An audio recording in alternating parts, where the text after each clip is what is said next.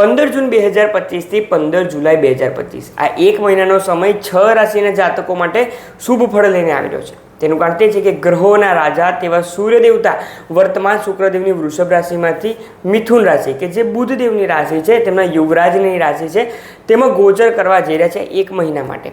હવે તેને મિથુન સંક્રાંતિ પણ કહે છે અને જ્યારે પણ મિથુન સંક્રાંતિની શરૂઆત થાય છે તો 6 રાશિના જાતકોને શુભ ફળ પ્રાપ્ત થાય છે। તો 6 રાશિના જાતકોને શુભ ફળ પ્રાપ્ત થાય છે। તેમાં સૌથી પહેલાં તો જેને સ્વાસ્થ્યને લગતી તકલીફો છે તેમાંથી છુટકારો મળશે। સરકારને લગતા જોડાયેલા કોઈ પણ કાર્ય છે તેમાં તમને સફળતા મળી શકે છે। તમારું રોકાયેલું પ્રમોશન ઇન્ક્રીમેન્ટ પણ તમને મળી શકે છે।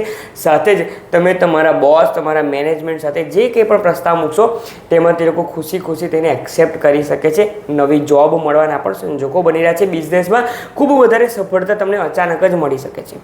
સાથે જ જે લોકોને કોઈ પણ સ્વાસ્થ્યને લગતી તકલીફ હતી કે ફેમિલી રિલેશનશિપમાં પણ તકલીફ હતી, તેમના પિતા સાથે તકલીફ હતી, તો તે તમામમાં તમને સફળતા મળી શકે છે। તો આ 6 રાશિ છે કઈ? તેમાં સૌ પ્રથમ રાશિ છે મિથુન રાશિ, ત્યારબાદ કન્યા રાશિ, તુલા રાશિ, ધનુ રાશિ, કુંભ રાશિ અને મીન રાશિ। તો આ 6 રાશિના જાતકોને માહિતી જરૂરથી શેર કરો, પરંતુ બાકીની 6 રાશિના જાતકોએ શું શુભ ફળ સાબિત કરવા માટે ઉપાય કરવો જોઈએ? સૌ પ્રથમ તમારે પોતાના જીવનમાં રૂટીન સેટ કરવું જરૂરી છે। સૂર્યદેવ રૂટીનના કારક પણ ગણવામાં આવે છે। તમે શિસ્તતાબદ્ધ જો રહેશો તો તમને શુભ ફળ પ્રાપ્ત કરાવશે। તેથી સૂર્યોદયના પહેલાં ઉઠી જવાનું છે, સાથે સૂર્યદેવને દરરોજ સવારે અર્ઘ્ય આપવાનું છે શુદ્ધ જળમાં। સાથે જ તમારે અર્ઘ્યની સાથે સાથે દિવસ દરમિયાન જ્યારે પણ સમય મળે તો ગાયત્રી મંત્રનો પાઠ, ગાયત્રી મંત્ર બોલવાની તમારે શરૂઆત કરવી જોઈએ, ચેન્ટિંગ તમારે કરવું જોઈએ।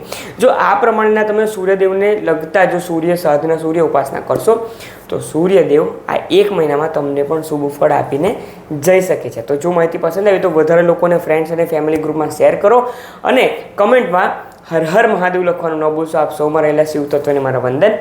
ઓમ નમઃ શિવાય।